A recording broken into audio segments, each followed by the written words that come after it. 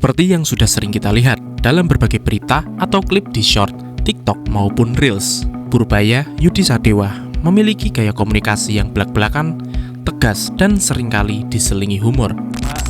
Baca dari sini, teks yang disiapkan oleh staf saya itu membosankan sekali.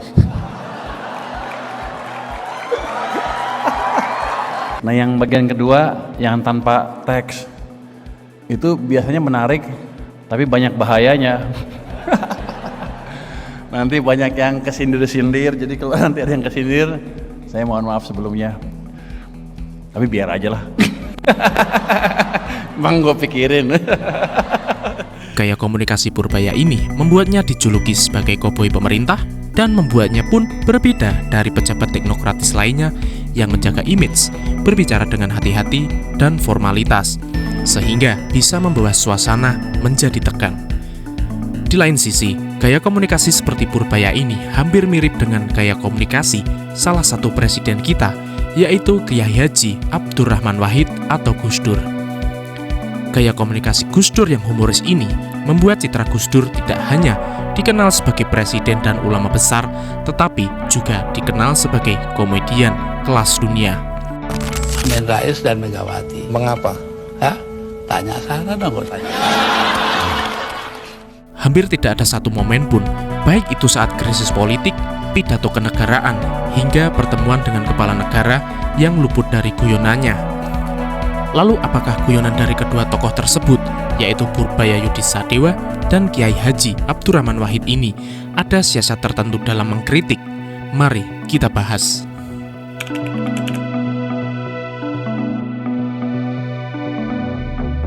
Sebelum menuju lebih jauh, kami akan memberikan perbandingan gaya komunikasi antara dua tokoh pejabat tersebut. Sudah jelas pembawaan gaya komunikasi Gus Dur adalah humoris, dagelan, dan kontroversial. Sedangkan pada Purbaya memiliki pembawaan yang hampir sama dengan Gus Dur, namun beliau memiliki sisi lain yang lugas, belak-belakan, dan ceplas-ceplos. Humor milik Gus Dur ini digunakan untuk mencairkan ketegangan politik yang serius, meredam emosi lawan bicara, dan menyampaikan kritik filosofis atau dakwah dengan cara yang humanis dan nyentil tanpa menyinggung secara frontal. Di sisi Purbaya, gaya komunikasi yang lugas, termasuk sindiran dan respon cepat, tentunya mengandung humor atau satir, digunakan untuk menunjukkan ketegasan, transparansi, dan membangun citra apa adanya yang berani melawan kemapanan. Di balik humor mereka yang memiliki karakteristik itu, terdapat sedikit kesamaan pada arah kritikan. Arah kritik Gus Dur yaitu mengacu pada kekakuan berpikir, dogmatisme, moralitas pejabat, dan isu pluralisme. Pada humor Gus Dur ini bersifat universal dan mendalam.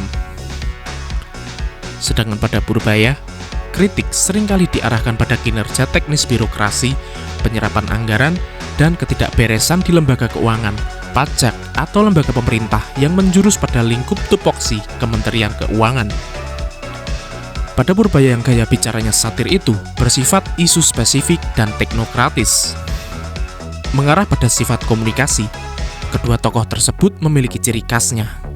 Pada Gus Dur memiliki sifat high context, low impact, yang artinya kedalaman wacana yang memerlukan penafsiran, tetapi disampaikan dengan cara yang sangat informal dan santai.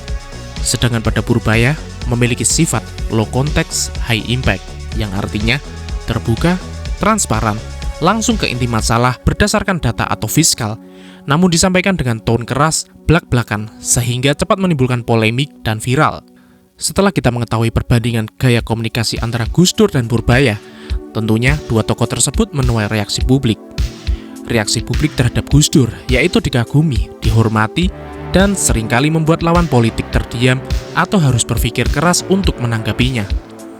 Lalu reaksi publik terhadap Purbaya yaitu membangkitkan sentimen kuat, menimbulkan parodi viral, dan membuat pejabat yang disenggol oleh Purbaya merasa panas.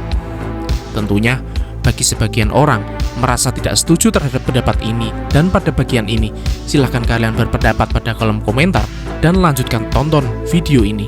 Sekarang tiba saatnya kita membahas apakah humor dalam politik itu sebagai alat atau memang sebatas komedi. Dalam hal ini, kita akan mengetahui bagaimana humor kedua tokoh itu bekerja.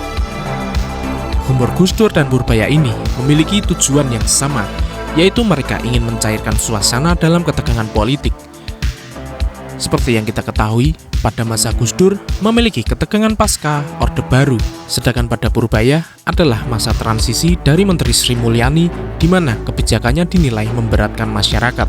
Selain itu, humor Gus Dur dan Purbaya juga sebagai simbol kritik terhadap pejabat yang masih berada di zona nyaman mereka di saat rakyat membutuhkan kepastian dan angin segar.